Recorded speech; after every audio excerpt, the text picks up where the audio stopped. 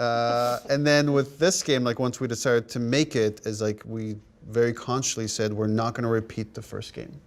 The first game exists. You could play the first game. This is going to be a different experience. We joke around the office like, this is the downfall of Naughty Dog. Throughout this entire game, we said, this is the downfall of Naughty Dog. This is going to bring us down, but what a way to go. After 10 years with the company, Amy Hennig, creative director of the Uncharted series, has left developer Naughty Dog, but not of her own accord. It is my honor to present the Game Developers Ambassador Award to Anita Sarkeesian. Todd Stashwick was in that as well, who is in Con Man, and he did the same thing I did, which was, yeah, we're gonna leave now. You're making some weird changes. We are gonna leave. When the game finally releases in May, many Naughty Dog staffers are going to be asking themselves whether it was worth it, and many of them are going to leave the company. This is simply worrying to me, and the more I hear about The Last of Us 2, the more I fear that Naughty Dog is about to go overboard with this stuff. Last of Us 2's entire story has pretty much been leaked, allegedly by a disgruntled developer over a payment dispute. There's no fucking way. There's no fucking way that's real.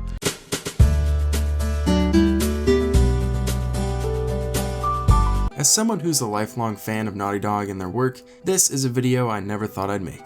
But then again, I never thought I'd be forced to leave college and live with my parents for about 2 months due to a worldwide pandemic either, so there's that. I'm sure by now you've all heard about The Last of Us 2 leaks and the absolute dumpster fire that's emerged because of it. While I initially vowed to not look at them, the insurmountable backlash that arose from it piqued my curiosity so much that I just couldn't resist. While there won't be any outright spoilers for The Last of Us Part 2 in this video, I will eventually discuss it. But before we get to that today, I think it's best to start our story many years ago. Naughty Dog was founded in 1984 by Andy Gavin and Jason Rubin. Despite having this rather frightening logo at the time, the studio's first success came about a decade later with the game Crash Bandicoot. The studio was bought out by Sony in 2001, leading to the first Jak and Daxter game shortly after. The founders left the studio around the time of Jak 3, right before Naughty Dog achieved their biggest success yet, with Uncharted Drake's Fortune. Understandably, this isn't the most essential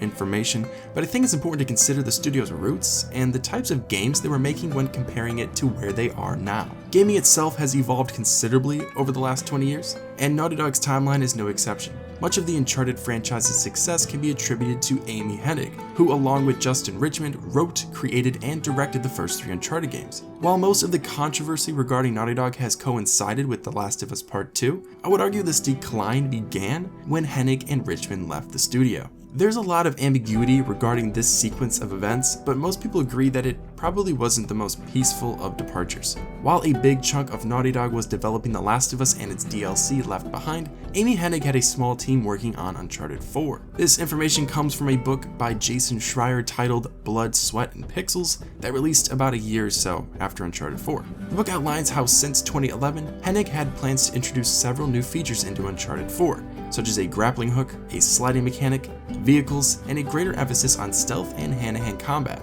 The story revolved around an old partner of Nathan Drake named Sam, who had recently escaped from a panic meeting in jail. Sam would serve as one of the game's antagonists, along with his partner Rafe. At some point during the game, a twist would reveal Sam as Nate's brother. Nate would then have to reconcile with his past before he and Sam team up to defeat Rafe. For pretty ambiguous reasons, Bruce Straley and Neil Druckmann took over the project, replacing Hennig and Richmond. While the internet likes to say that Hennig was bullied out of the company, the actual reasons are unknown. After this, she, along with several other high-up developers, left the studio. Straley, who isn't at Naughty Dog anymore either, and Druckmann immediately took over the project and wanted complete creative control. While they kept quite a bit of Hennig's original vision in mind, such as Henry Avery's treasure, Nate having a brother, certain gameplay mechanics, as well as levels such as Madagascar and the auction house, Straley and Druckmann went on to make several changes. The most obvious changes were Sam's feelings towards Nate, as well as the addition of the character Nate Dean, and giving Nate a daughter instead of a son. Also in Hennig's version, Elena was with Nate on many of the game's early missions, meaning the subplot of her getting mad at Nate for treasure hunting again was added afterward too. These types of things have been public knowledge for about 4 years, but back then only a few people seemed to care. After this, Uncharted: The Lost Legacy came out. At the time, many people wanted to see a return of fan favorites Chloe and Cutter, 2 characters who were absent from Uncharted 4. Instead, we got Chloe and Nate Dean. Also, Sam was in the game, but he was reduced to a bumbling fool. Now, both Uncharted 4 and The Lost Legacy were great games in my opinion, but at the same time, I, like many other people, don't really care for Nadine. In a universe with tons of relatable characters, Nadine has the least amount of depth. I don't think she's a terrible character or anything, but compared to the others, she's not as interesting. Many people have said that if you removed her from Uncharted 4, close to nothing would change, and I'd have to agree. Not to mention the times she appears in gameplay are heavily scripted and just kinda downright frustrating. While there weren't any indications within The Lost Legacy that Chloe and Nadine's relationship was more than friendly, Neil Druckmann and Naughty Dog on Twitter would go on to publicly post about Claudine, not to be confused with Chlorine. While this was technically just them retweeting fanfiction, years later we now see that Naughty Dog's next game is pretty much entirely coined as bad fanfiction by the internet. I know I totally skipped over the first Last of Us and Left Behind DLC, but I'm just gonna clump all of the Last of Us stuff into one section here. There are other things I could bring up into this situation, including some of the actors and panelists hand-chosen to be a part of the game, certain Naughty Dog employees posting hateful comments on Twitter towards people with differing opinions, and all of the Anita Sarkeesian stuff. However, I'm mainly going to focus on Naughty Dog's decisions from a creative standpoint and the situation regarding their employees. Now, the fact that The Last of Us Part 2 was leaked is tragic. Initially, I believed that a disgruntled employee, which to add, I don't think I've ever heard the word disgruntled used more than like twice in my entire life before this week. But regardless, this disgruntled person leaked the game. However, it seems now like Naughty Dog was just hacked from an outside source. And if that's true, that is incredibly disappointing for all the people that worked on the game. But whether you like it or not, The Last of Us Part 2's plot details are public knowledge, and I'm going to assume that everything leaked is true.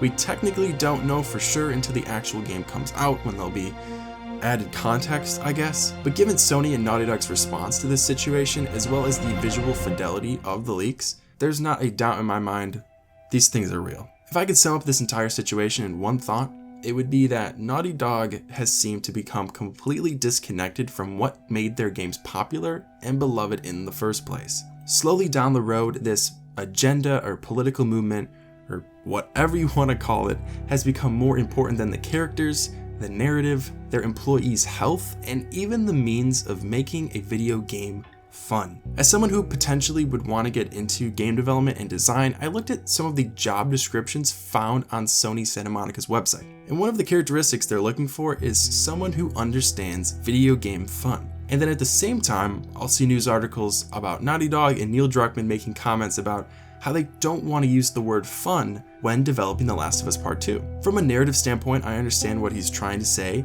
in concept, but I would argue that at their core, video games should always be fun. If a game isn't fun, no one is going to want to play it. To say a game is fun doesn't mean the same thing as saying it's happy. The first Last of Us wasn't a happy game. It made me feel sad, hopeless, and uncomfortable, but it was still fun to play. Naughty Dog as a developer isn't known as the studio that has the best gameplay or the most nuanced and original stories. Aside from graphics and the presentation and all that, Naughty Dog games are loved because of their characters. Even going back as far as Crash Bandicoot, Naughty Dog characters are incredibly recognizable all across gaming. Uncharted is what it is because Nathan Drake is the main character. The Last of Us' story from a very bullet point lens is very basic and borderline cliche, but it's told in such an engrossing way through Joel and Ellie's relationship. And without outright spoiling anything, this is where much of the frustration comes with the story. This part here is slight spoiler, so I would recommend skipping this part or just not proceeding any further if you want to completely avoid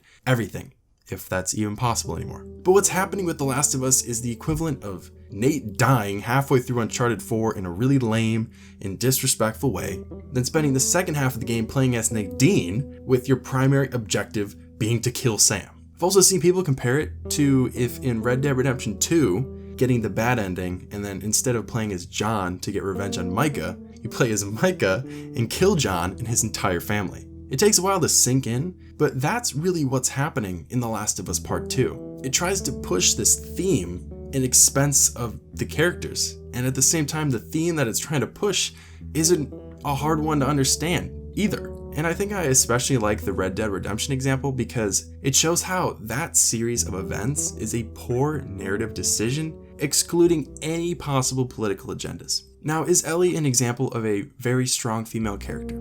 Yes. Is she the first? No. is she going to be the last? No.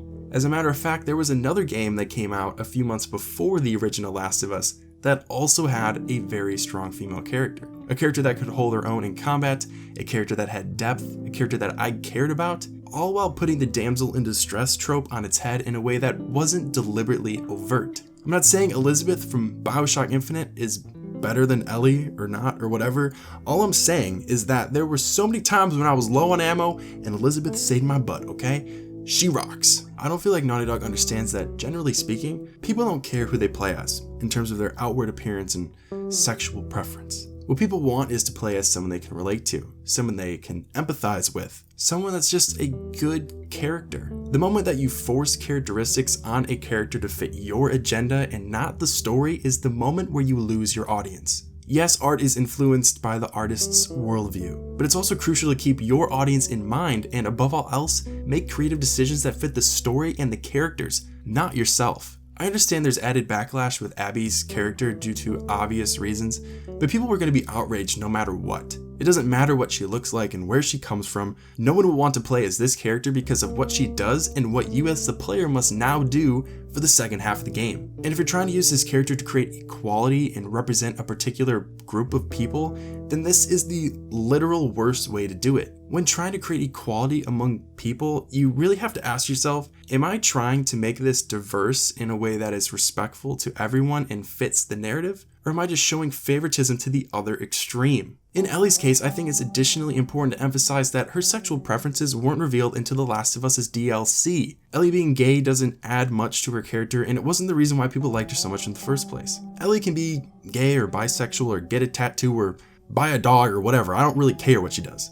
It's not my life. But people attach themselves to Ellie so much because of her relationship with Joel, her tenacity, her bravery, her silliness, and her innocence. Both Ellie and Joel are easy to empathize with, and their relationship was what made the first game work. I would argue that The Last of Us didn't need a sequel at all, but it would have been much more interesting to delve into more on the cure, Ellie finding out about Joel's lies. You could add more to Tommy and Joel's relationship. I feel like Tommy's just been completely thrown out the freaking window.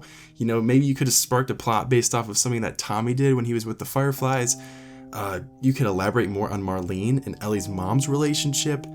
Anything. Giving Ellie a girlfriend and introducing this random cult and all this just random bunch of other characters that no one really wanted doesn't sound as interesting. I'm assuming this situation is a combination of multiple things, probably different agendas and the fact that most people who worked at Naughty Dog at the time of Uncharted aren't even there anymore. I was gonna get into some of the staff issues at Naughty Dog, but that's kind of old news. Basically 70% of the people who worked on Uncharted 4 don't even work at Naughty Dog anymore, mainly because of the insane crunch, which I would attribute to the fact that they scrapped Amy Hennig's version of Uncharted 4 and basically had to remake the game in like 2 years. As I said earlier, it's unclear whether Amy Hennig was forced out or not, but it was mentioned that she had to sign papers that wouldn't allow her to speak negatively about Naughty Dog, which, if she was bullied out, is pretty ironic, considering that a company that is apparently so for women and equal rights and all that forced arguably the most influential woman in gaming ever out of the company. Before the leaks even happened, there were former employees going to Twitter talking about being overworked and the crunch and all that.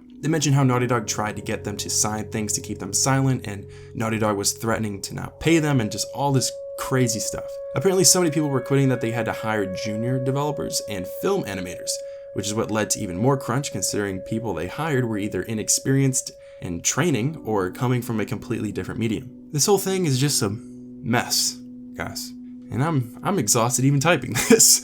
I'd love to hear your guys' thoughts though on this down in the comments. Are you still gonna buy The Last of Us Part 2? But anyway, thank you guys so much for watching. If you enjoyed the video, leaving me a positive rating is greatly appreciated. For more videos like this, make sure to subscribe. Thank you all so much for watching, and as always, I'll see you in the next one.